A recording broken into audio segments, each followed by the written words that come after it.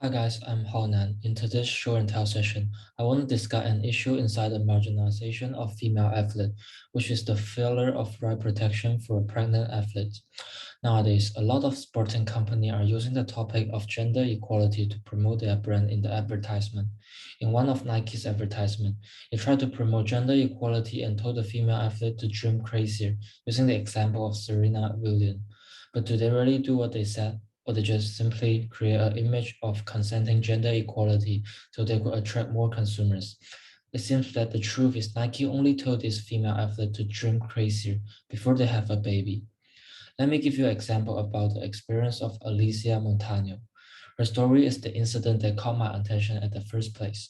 She was sponsored by Nike, and she said that when she told Nike she wanted to have a baby during her career, they told her they would pause her contract and stop paying her. And after she gave birth, she was told that she will lose her sponsorship if she doesn't return to her full peak performance quickly. If we want to be an athlete and a mother, well, that's just crazy. No, seriously, it's not a good idea. Believe in something, even if it means sacrificing everything. Like maybe your contract, your pay, pro sports and motherhood. That's just crazy. The sports industry allows for men to have a full career, and when a woman decides to have a baby, it pushes women out at their prime. According to a 2019 Nike contract, Nike can still reduce an athlete's pace for any reasons if the athlete doesn't meet a specific performance threshold, and there are no exceptions for childbirth, pregnancies. Not only than that, those multiple athletes are not just up against their sponsor. The US Olympic committees also strip their health insurance if they don't stay at the top of the games during pregnancy. However, one thing we need to know is that pregnancy will affect the performance of female athletes even after they give birth. According to one of the Week 5 readings written by Stacey Emmons, estrogen will influence muscle function, tendons, and ligament strength. As pregnancy gets involved, the estrogen level will increase steadily and therefore affecting the performance of female athletes after they give birth. In addition, another Week 4 reading also mentioned how pregnancy will increase the external load of female athletes and cause a higher chance of injury. So those motherhood athletes definitely need to spend more time to train and recover in order to return to the peak performance. The way house sponsor and sport committee cut their contracts and stopped their health insurance simply because they failed to return to the peak performance quickly are preventing them from pursuing their dreams and careers. And the impact of this issue is that many women athletes will choose to retire after giving birth. And that's the reason why this issue received backlash, since male athletes do not face such problems when they become fathers. And why should female athletes be treated differently when they want to be mothers?